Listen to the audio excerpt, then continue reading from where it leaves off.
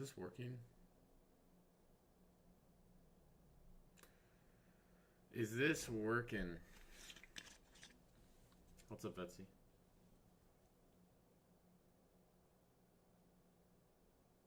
Mm. Okay. Yes. Artist is yes. For some reason, it looks different on my YouTube. Like my YouTube stream says it's not working. But this says it is.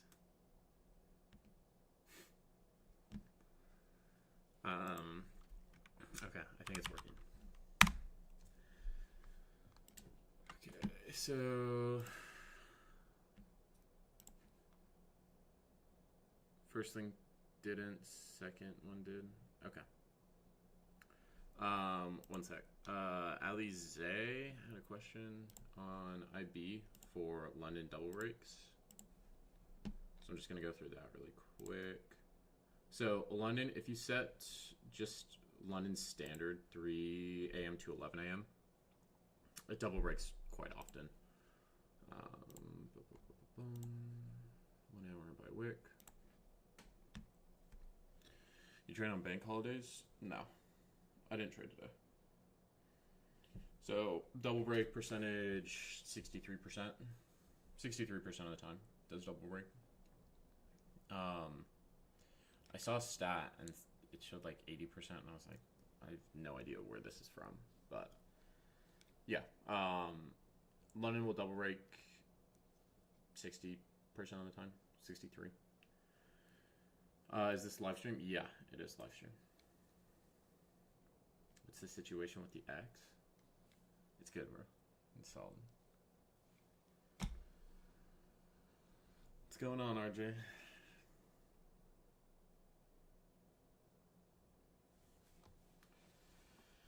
Do you have tutorials on Edgeful? I filmed one. But the recording was off. So I need to refilm it. I can actually probably do that today.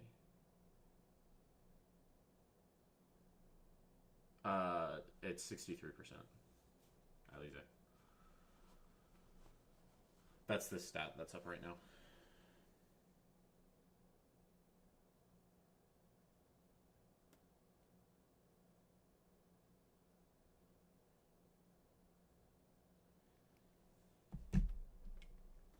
My YouTube live. It was the first stream wasn't working. That's what it was. But yeah. So double breaks happen not super often, but they do happen.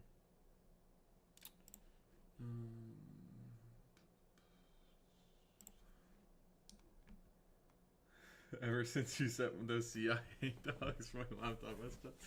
Oh, that's funny. That is funny. They're watching. No, that's crazy. Yeah, there's. Now you check this market session breakout and switch it to London and New York. So let me customize this. 3 2. What time should we go to for London? I think 3 to 7 solid. That's when I usually go for it. New York will double break it 50% of the time. Nick, I'm sort of new to trading and have been learning the initial balance. Should I stick with it or should I add other things into my trades? Okay. So if you are brand new to trading, like less than 3 months of experience, there's going to be a lot of different things you can learn, right? I would say stick with one thing for at least 3 to 6 months, right? I do think there is a benefit of bouncing around, finding something that works for you. But the initial balance, like if I'm just looking at the initial balance breakout on NASDAQ for New York, and this is data from the last 5 years, I would personally just learn this because and this is by wick. If I go by close, this goes up to like almost 80%. So 75% of the time, you're only going to have a single break. So what that does is it gives you a bias for the day, right? And I like to play the retracements off IBs, off the initial balance. So if I'm looking at just NASDAQ, and even today, even though it's bank holiday, it still worked, right?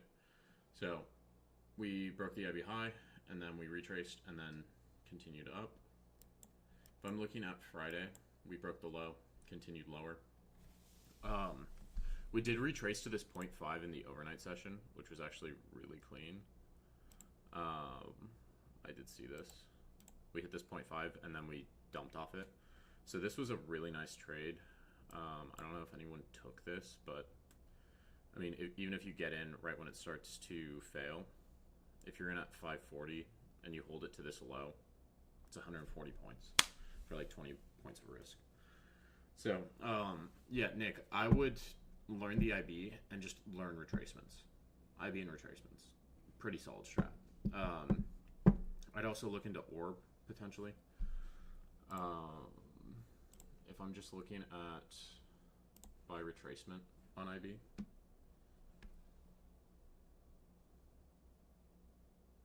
Once this loads. So on breakouts, most of the time, or on breakouts, you're getting 56% of the time it comes down to that 25% level. So you could really, like, on half the days, you could wait for it to come down to that 25% level and just trade off that. On breakdowns, it retraces deeper. So, yeah. So on breakouts, it retraces less. On breakdowns, it retraces more, if that makes sense.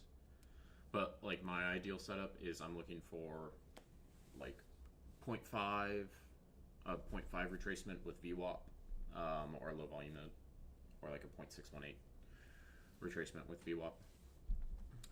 Also, if you're looking at extension levels, so if I'm looking at breakout days,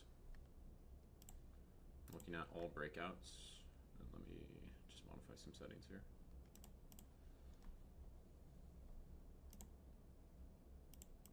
So if I'm just looking for, can I get the 0.1 on here? Or is it just, no? Okay, there we go. So if I'm just looking for this 0.1 to hit on breakout days, most of the time it hits. So ideally what I like to see is, like, this 0.1 has a 96% chance of hitting. So if I see on a day that we don't hit this 0.1 extension, like on Friday, this is a 1 hour IB. So if I see, okay, we broke the IB low and we didn't hit this 0.1 extension, I want to trade for that 0.1 extension because 96% of the time it's going to hit. Right? So that one's clean. So if you see that it pushes past the IB and it doesn't hit one of those extension levels, that's like here where we push. This is an ideal trade. We break the IB high here. We break the IB high. We retrace to this 25% level, and we hadn't hit this extension level yet, and I know this has a 96% chance of hitting. So I can trade off this. This also comes down to session VWAP. If I get in here, I can just trade this up to the 0.1. Very solid trade. Okay, explain the IB levels. Essentially, you're taking your IB, so you're taking your high and your low, and then you're just applying standard deviation to it. So, like, the 0.1 is 10% of that IB. Like, it's 110% of the IB size. The 0.2, 120%. 0.5, 150%. So you're just applying standard deviation to your initial balance size. How do you use volume profile? There's a bunch of different ways to use volume profile. Some people use it just for New York session. Some people will use it from the daily open. Some people will use it for ranges. So if I'm just looking at, and this perfectly tapped into this support level, that was clean. If I'm just looking at taking the volume profile for this area, like I could take it from here to here and look at this, right? And use that. I could take it from here to Friday's open, right? And get an idea of, okay, there's a low volume node in here. We might reject from this area. POC, we're holding POC right now. I could also take this from here to here, right? So this is 2 weeks of data. There's a lot less volume up here, and we continue to reject out of there. So POC is right in the middle. This might act as a resistance zone, and it lines up with this structure. So I might use that as resistance going forward. You can take it for the entire month if you want. Like if I'm looking at here, you can use it for ranges, you can use it for days. It really depends on what you want to look at. So if I'm looking at the volume profile for the entire month of August, okay, we've got a low volume node in here, which we've seen has supported multiple times. It lines up with this support that I've drawn out already. But the past 2 times we've tapped into this low volume node, we've bounced out of it. So essentially buyers have come in there, and we have a low volume node in this top end. And we've rejected, this is where we saw strong rejection down here. We came back up here. We didn't tap into the low volume node technically, but we got close to it, and then started to reject. So you can use it for spotting low volume nodes to find areas of potential bounces. You can use the POC to see who's in control. You can use volume area high, volume area low. It's a lot to explain. It's a pretty in-depth tool. And again, since it is a tool, it depends on how you want to use it, right? It's not a specific indicator.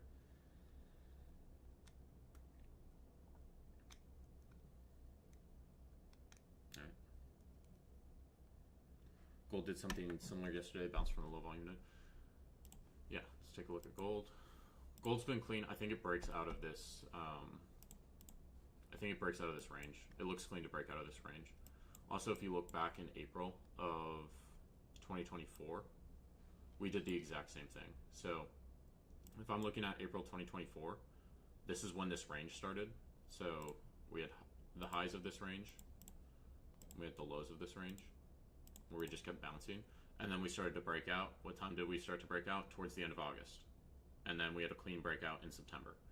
The exact same pattern, not exact same pattern, but something similar is playing out right now. So if I'm looking at gold for a low volume node yesterday, right, and this resistance did not hold. So if I'm looking at this, I might take this entire range from here to here, okay? So there's this low volume node in here.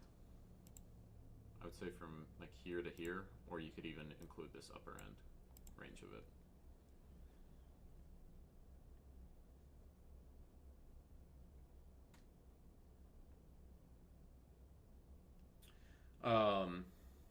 Dinesh, I don't know if I'm saying that right, but yeah, I traded ICT for 1.5 years, and I didn't find any success with it either.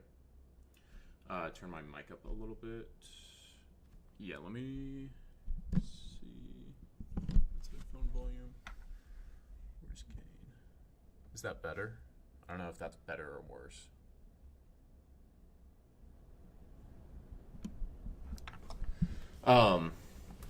Yeah, but for it's better. Okay, cool.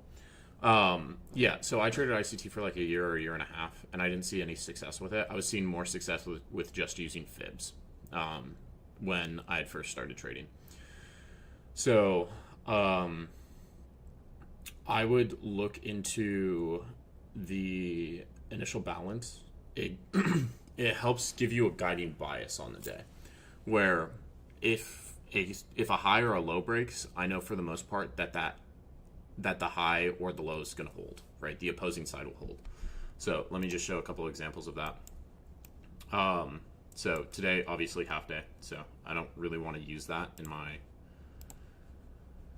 example, but this is the IB from Friday. So this low broke, so I know that this high will hold.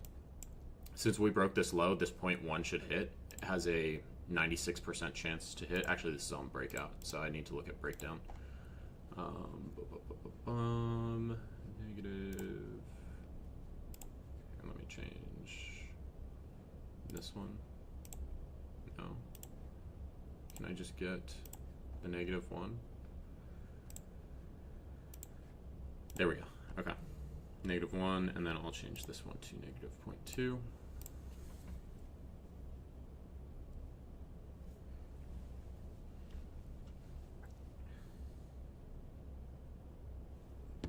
Yeah, so about 97% chance that we hit this 0.1 extension.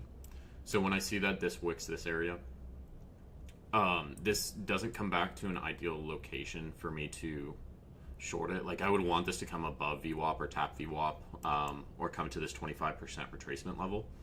But if I'm just using general price structure, we wicked out of this area before, and if I'm looking at a volume profile, there might be a low volume node in here. No, there isn't. It's just on the, like, this is volume area high for this. No, it doesn't tap into it, unfortunately. But yeah, you could potentially take a short here just because we wicked out of here before and we wicked out of here again. I would look for like a CVD divergence in this case, or like something in order flow to give me a confirmation to enter on this. But this low breaks, so this high should hold. If I look here, right, this high breaks, so this low should hold. This comes down to VWAP. This is honestly ideal setup where we didn't tap any extension levels. We broke the high, come back to VWAP, and then we rally right up to that extension level. If I look here, right, this does do a double break after close. That's due to NVIDIA earnings. So like this high breaks. If I get rid of NVIDIA earnings,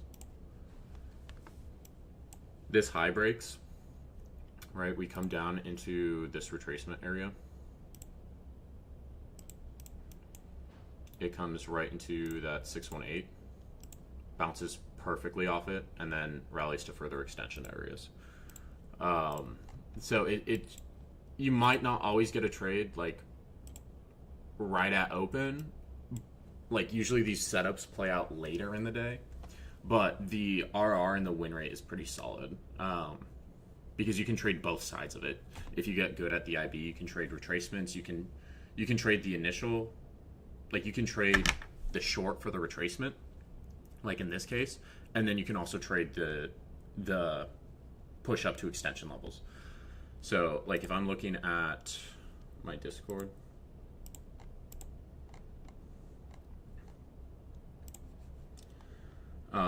this is the trades I took this week that I called out. I was just paper trading this week because I needed some time off. But so I tried this short here, I got stopped. Tried another short here because of this low volume node, and we were wicking it. I took a break even on this. Okay, so I was wrong twice. Then I flipped my bias because the IB high broke.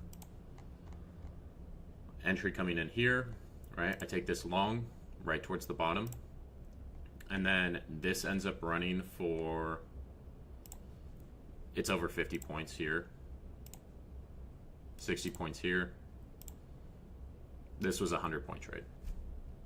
So you can get nice trades with the IB. You could also play this retracement if you want it. Like if you're good enough, you can play both sides of it. Here, right, we broke the IB high, come back down, we retrace, trying along here. Right, this starts looking good, up 35 points, and then this ran for 50 points. I think it ran even higher. Yeah, I was up 65 points on this, almost 70 points. So you can use the IB to find these trades.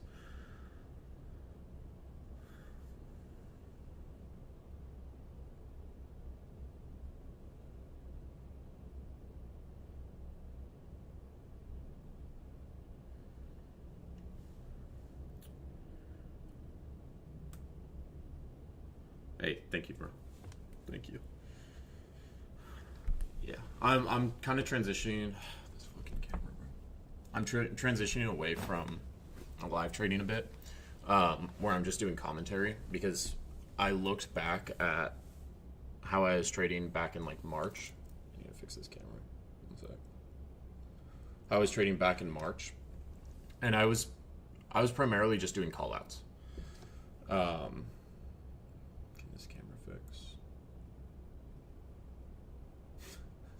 His camera's so annoying sometimes. But I was looking at back at when I was trading in March, and I wasn't live trading that much. I was live trading like twice a day, or not twice a day, twice a week, and I was seeing much more consistent results than when I was live trading. Because I think when I live trade, I just kind of just hop in trades. But when I'm just doing commentary, I think it's a lot better. I'm a lot more patient with my trades, and I mean, my win rate this week was 75%.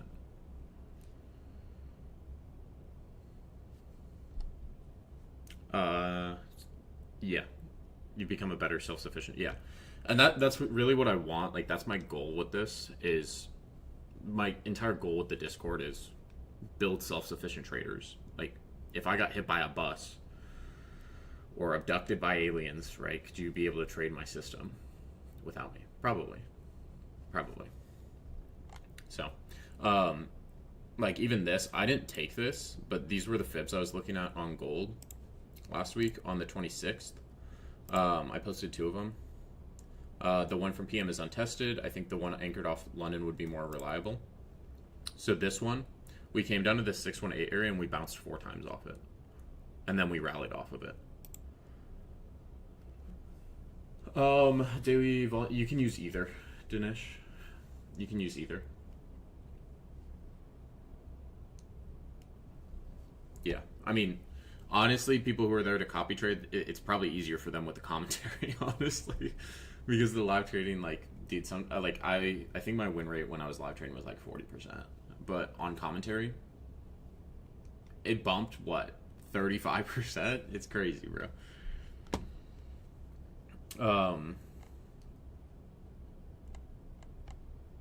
Yeah. So, like I was saying with the IB, right? So the IB high broke. I shorted this for the retracement. And this, I was going for a double break, but, you know, I had the idea of, okay, I'm trading against the IB, so I got really tight with this stop. Like, this stopped me out for 50 points, but I was only risking 17 and a half.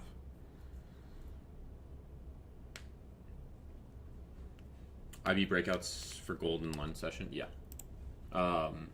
What time frame do you want for London session? I don't think it's that good for gold in London. I usually do 3 to 7 a.m. 3 a.m. to 7 a.m. 72%. It's okay. It's decent. This is by wick as well. So if you do by candle close, so you wait for a 5-minute candle close in London. 5-minute or 1. So if it's by wick, it's any wick. If it's by close, it's 5-minute candle close. So with a 5-minute candle close, you get 76% hold rate.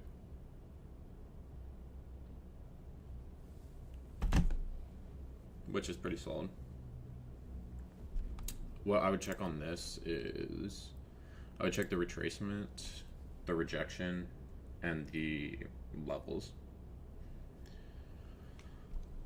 So about half the time it retraces to 25%. By levels. If the breakdown levels look good, usually the breakout levels are solid too. So by breakdown, yeah, this is pretty solid. For levels, this is a 45-minute as well. So it's slightly modified.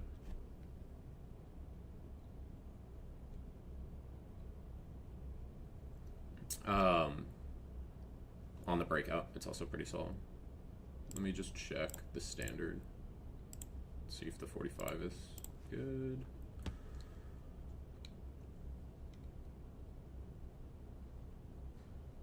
Yeah, 45 is still solid on this, as long as you get the candle close above 74%. The reason I use the 45-minute levels is because they hit more frequently than the 1-hour levels. But by rejection, this will tell you which side breaks. Usually on gold, it's not very good. Yeah, 52 and 44. Yeah, not that great. Oh wait, this is by size. This is a very large size.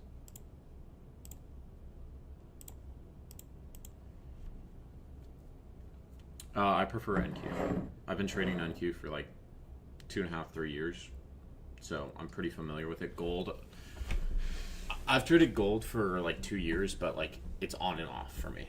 I don't trade it consistently. London and Asia's session.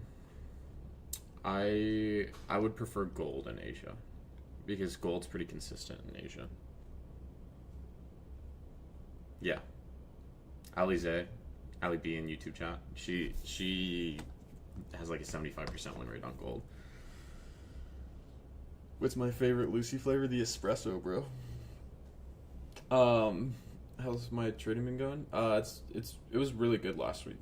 Really good last week. So I'll have a combine tomorrow. I can only trade on one combine, unfortunately. But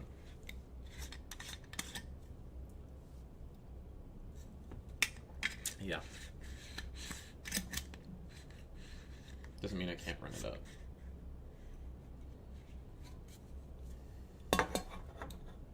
Last September, I ran an account up almost 100 grand in 2 weeks. So September was really good.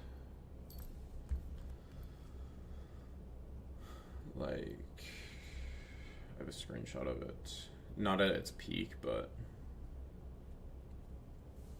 this was damn near at its peak.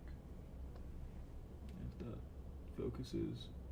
Let me just send it on Discord to someone so I can full screen it. How's the trading challenge against Dakota? I think we're both on combines. We're both just doing 50K combine. We can only use one combine, so.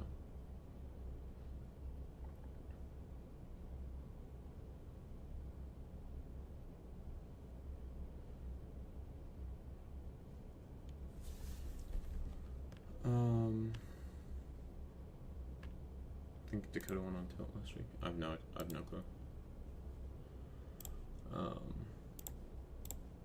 Yeah, this was last September.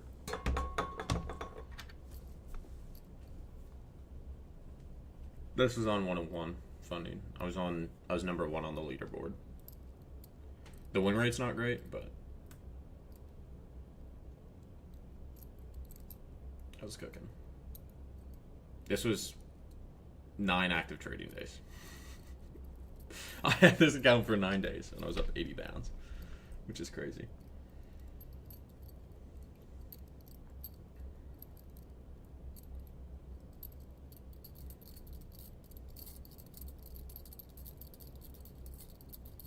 Yeah. So we'll see if I'll see if I can do that again. You pull a payout from that? No, I hit DLL on that account. And with 1 funding, if you hit DLL, it's a hard breach. So I lost the account. Which sucks. I didn't know it was a hard breach, so. Yeah, I blew that shit. Unfortunately. Yeah, they probably wouldn't have even paid out. Yeah. I mean, just the fact that I could do it was crazy. And then October, I had 40K in payouts. So the month after that, I had 40K in payouts from Top Step. And then November, I was supposed to, I ran a few accounts up to like 110,000 total balance. And then I blew those, unfortunately. But then I came back in January and I ran up 4 50Ks to 50K each. So I made $200,000 in 3 weeks, in a 3-week period. But yeah. Any other questions, guys? It's a Q&A stream, so whatever you guys want to ask.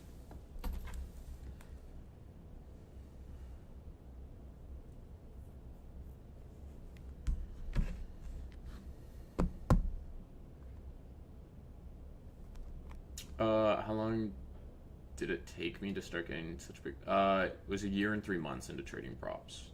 So I started trading props March 2023. I had my first payout November 2023, but I could have definitely had it within like 3 to 6 months because I kept running I kept getting into XFAs, running them up to like $10,000 to $15,000, and then I would just hit DLL, DLL, DLL. This was when Top Step had DLLs, and the combines were also 2-phase pass, so you had to go through, pass it once and then pass it again, which sucked, but it helped build better habits. I think it was better. Honestly, I think that system is better than 1-day pass or 2-day pass. Just for more consistent traders. But yeah, it took me, so May 2024, I had my first $20,000 month, and I just had 2 XFAs. My funded futures are Top Step. First time getting a futures account. I would recommend Top Step solely for the fact that my funded futures gypped me on $100,000. I'm still a little salty about it.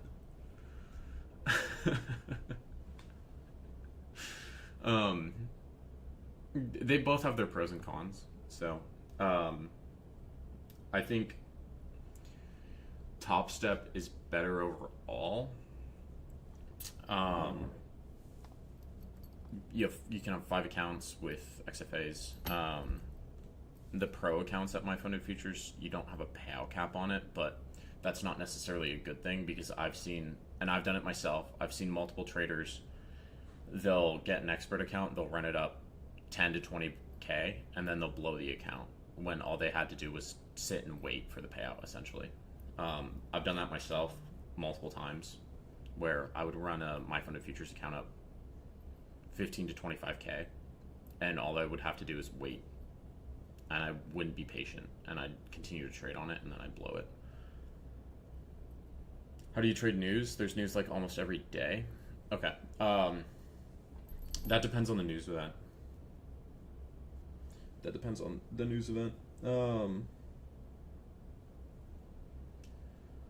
It's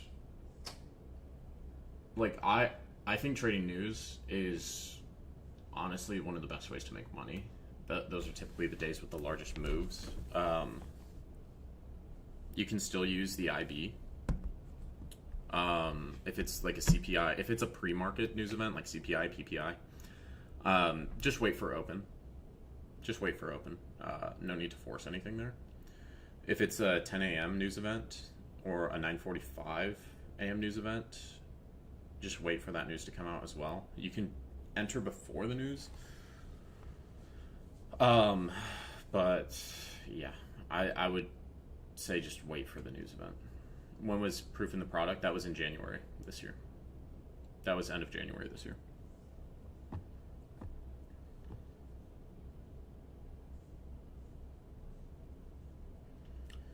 Daniel James, I always blow my account when I get to the halfway mark. Any tips? Okay, first off, I would need to know a couple things. I would need to know sizing, what size you're using.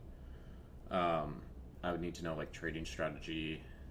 I would essentially need more info than just I blow it halfway.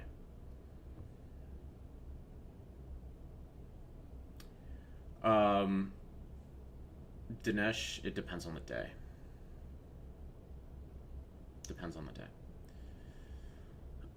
Sometimes it's great to get in before the news. Other times it's not. It really depends on your entry and how much stop you have. But if you're trading before a news event releases, you can get slipped, which it sucks when that happens. I've been slipped quite a few times, and it makes your loss significantly more than what you expected. So you can always go in lighter size on news events if you're trading pre-news. If it's like a 10 a.m. pre-news event,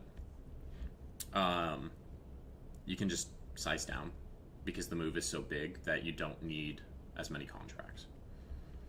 But yeah, I would wait for the IB retracement personally, or to see something else produce from price action, whether that's order flow or whatever it is. I use 10 minute NQ, risking 300 to make 600, and I trade the 45 minute IB. Could it be psychological? Yeah, it could be psychological. Also, you have a 15 point stop. Typically, I use a 20 to 25 point stop. So I would say size down a little bit, maybe go to 5 to 7 micros. A thing I have my students do is I have them go through demo, right? They'll do 5 demo challenges, set up the exact same way as a prop firm challenge, where your target is 3K, your max loss limit is 2K, and run through it 5 times. If you have a 60% pass rate or higher on that demo challenge, then it tells you you should reasonably be able to pass a combine. If you gave a combine 2 attempts, you have a pretty high percent chance to pass it. You have a, like, if your pass rate is 60% and you take 2 combines, that means your failure rate is 40%, right? So failing 2 combines in a row, you have a 16% chance to fail 2 in a row. If you actually do have a 60% pass rate. If you have an 80% pass rate, your failure rate's like 4% on 2 in a row. Last one you blew, Paula, you were $90 away. Okay. So if you're $90 from passing the account, I would definitely put a DLL of like $300 in and just trade with 2 micros. Because with 2 micros, how many points do you need? You need like you don't even need a 25-point move to pass that account if you're $90 away, right? So just size down a little bit, put a DLL on it, and just patiently wait for the trade. Usually people who are close to passing accounts and they end up blowing them, it is due to rushing the process. They're not waiting for the setup. And that's what was happening to me when I was running up accounts and then blowing them. It's because I'm trying to rush it, and there's no reason to.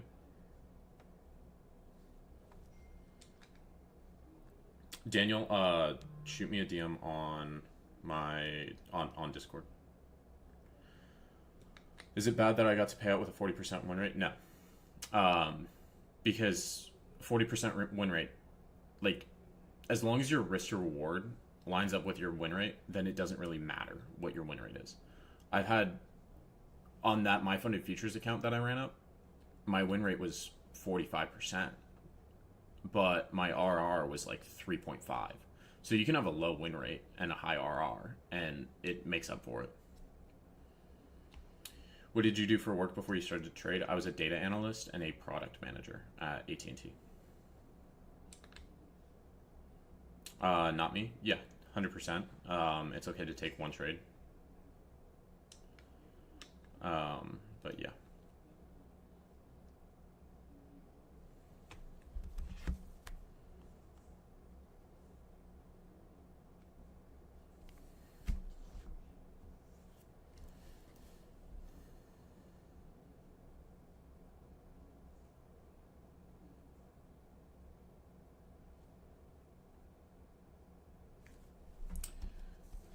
Daniel, August was actually really nice for the IB.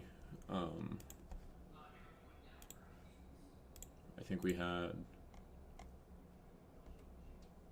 like, I can scroll through this.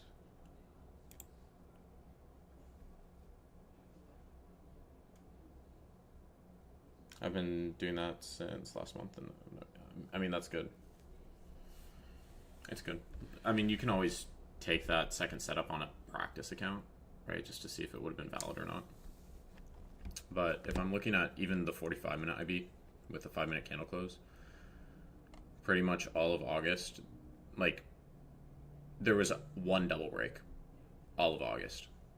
There was 1 double break all of August.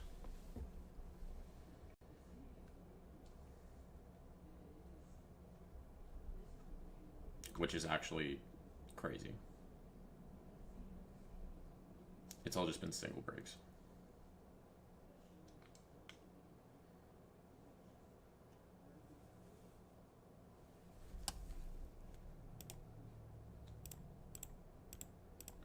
And check by wick just to confirm this. Because I think by close, it checks if there's a 5-minute candle close below or above to measure double rate. Okay, on the 45-minute, there was 1, 2, 3. There's 3 double breaks by wick. On the hourly,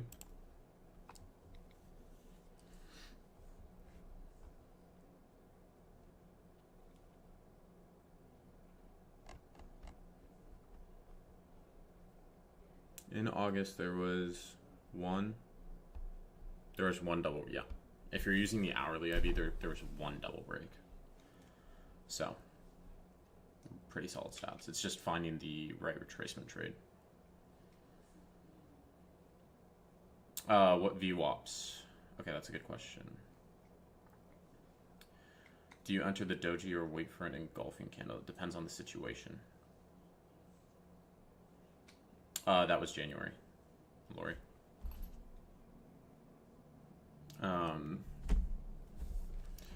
So for doji versus engulfing, right, it depends on the day. So if I look at,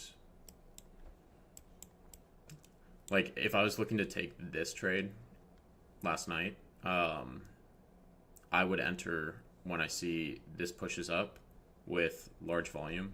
It's harder to see in the overnight. So this pushes up with larger volume, so we should see continuation higher, and then it rejects immediately. I would enter in this consolidation and just set my stop above that high. On Thursday, this is on the 15th. Let me go on 5.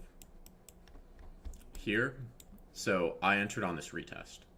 So a lot of the time you're going to see retests happen. Sometimes you're not going to see retests. Sometimes it's going to hit a fib level and it's going to move away from it immediately. But this, when this pumps up, it does this retest and it taps this VWAP and moves away from it. I entered on this candle. On this candle, and I just set my stop below this low. If I'm, like, if you're entering off wicks, it's a little bit trickier. Like, if I enter off this, my entry has to be clean, right?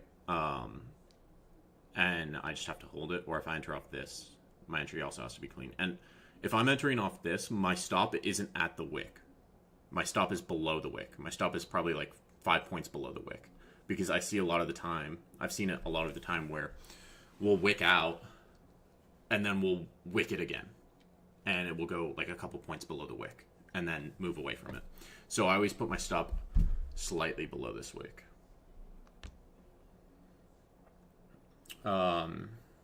Is it just my trash Wi-Fi or is the stream lag? I have no idea. Here, you could enter on this engulfing or the candle after the engulfing. It's just you don't know if there's going to be a retest or not. I would use order flow on this to confirm. Here, right, there's not really a good entry here. Here, you can enter on the doji, or you can enter in this consolidation area. It really just depends on what your risk is. Yeah, VWAPs. Okay. So I use 3 VWAPs for the most part. I'll use the overnight session VWAP. So that's going to be, let me fix this. I need to get rid of some of these indicators. Okay. So I'll use overnight session VWAP, which is going to be this white line. Right. Actually, let me go back to Friday. So that's going to be a white line. And then I'll have the New York session VWAP. That's the blue line. And then I'll also use a weekly VWAP. I actually haven't used it in the past couple weeks. But essentially what you're using VWAPs for is it's like a frame. The way I frame it, at least, and tell people how they should frame it, is you're looking for who's in control. So if I'm looking here, like this weekly VWAP doesn't tell me too much.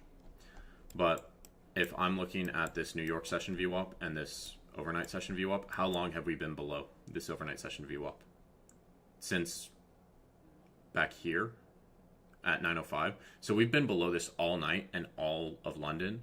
And then in New York AM, we're still below it. We never break above it. This tells me bears are in control. So I'm using it as a measure of, like, you're using, I use how long have we been above it or below it? So if we've been above or below that VWAP for a number of hours and then we dip above or below it for 30 minutes, it tells me there's not really too many bears or bulls in that scenario. Like, I'm using the amount of time that you're above or below that VWAP as a form of who's in control of this session. Is it bulls in control, or is it bears? On Friday, it's bears, right? We stay below this overnight session VWAP the entire day, after 9 p.m. The New York session VWAP, we're below that as well. You can see we don't even get up near it. It's better to see when we like tap into one of the levels. So like here, right? We dip below this overnight session, and then we come down to this overnight, or this New York session VWAP. So if I'm looking at this, right, there's not really a good gauge of who's in control based off the overnight session. But if I'm looking at the New York session VWAP, for the most part, bulls have been in control, this New York session VWAP. And when we dip below it, we return above it very quickly. And then we stay above it for the rest of the day. So I'm using it as like a control metric, where I'm just thinking of in terms of who's in control. Is it bears or bulls? Who's getting rewarded here? Right?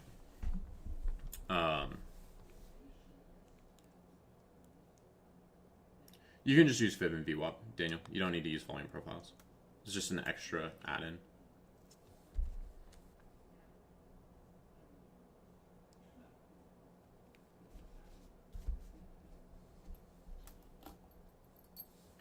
It's not necessary. It can just give you additional insights. And it's really about like tailoring the confluences to what you want to use, like what makes sense to you. If volume profiles don't make sense to you, then don't use them, right?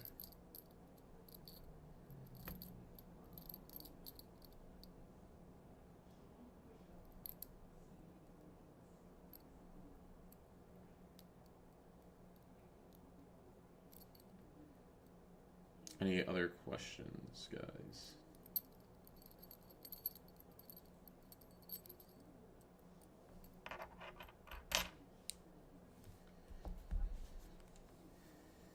If not, I might call it there. Go get some food.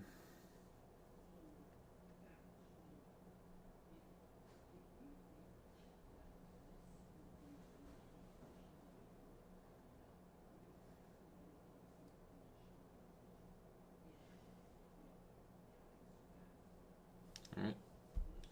Is Bookmap an integral part of your system? I was profitable without it, but it can definitely add some additional confirmation in there, especially if you're looking at like CVD divergences. Bookmap, I would, but I don't have any sessions saved, so I can't like pull it up. I only have like live data on it, so I would have to do that during market session hours. But Jaren in his Discord, he goes through a lot of it. So if you're looking at, let me see. Jaren, okay, yeah. He goes through some Bookmap stuff. CVD divergence. Okay. So what is your CVD? So your CVD is going to be cumulative volume delta. What does this mean? Whenever you see delta, just think about it in terms of change. Okay. If you don't have like a math background, delta is typically what's used as a metric of change. So, yeah, Daniel, I saw it. I'll get back to you after the stream's over. So what this is showing, it's buyers versus sellers. So if we have a heavy negative CVD, that means there are more sellers in the market. If we have a heavy positive CVD.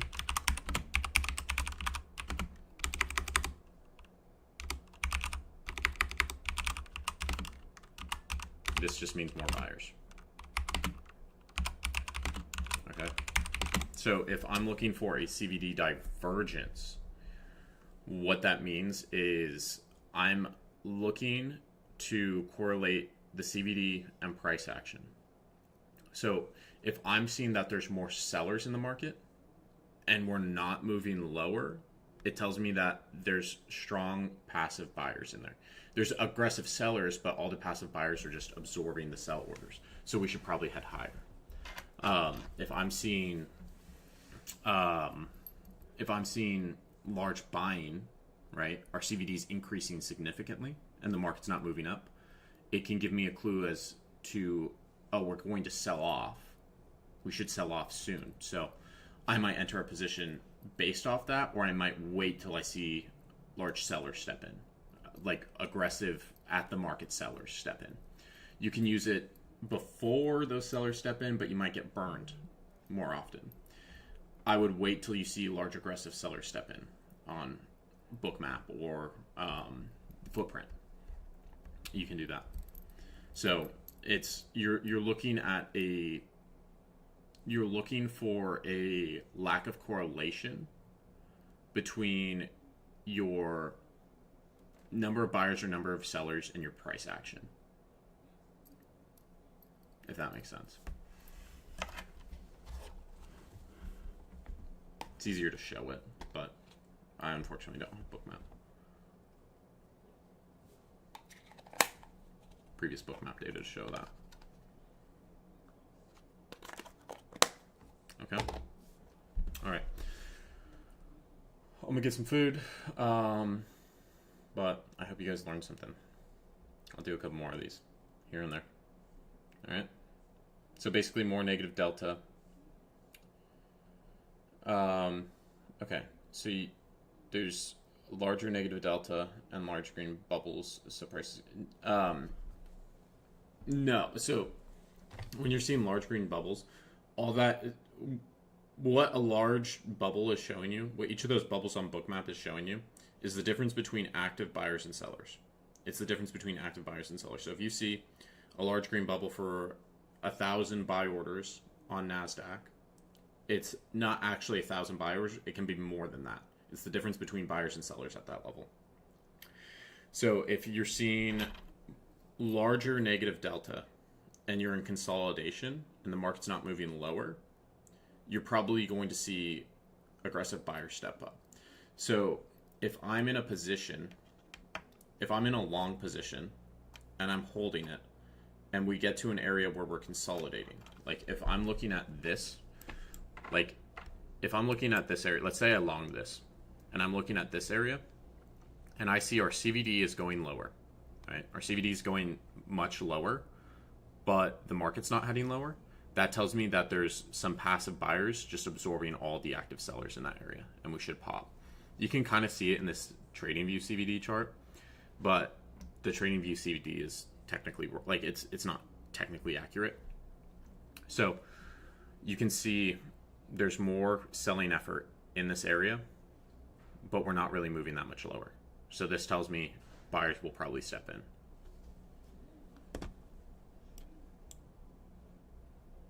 So would you add on that consolidation? Not necessarily. I would just hold the position, right? Because I want my entry to be in this area, below this VWAP. That's my ideal entry. You could add in this. You could add to it, but it's going to change your risk.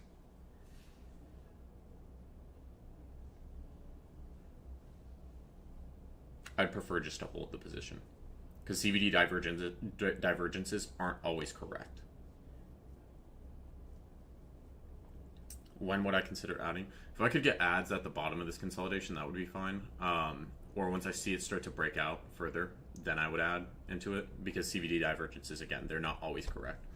So if I see this starts to head higher, I might add in as we break through this consolidation and we get that nice clean rally. All right. Okay. I'm gonna get food, and I'll shoot you a DM Daniel.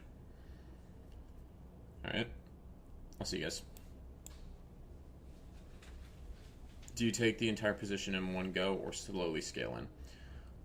I would add, like, I would start out with one con, and then if it looks good to me, I would add in a second, and then potentially add in a third, and go up to like 5 to 10. But yeah, it depends on the trade. All right, I'm gonna hop off, but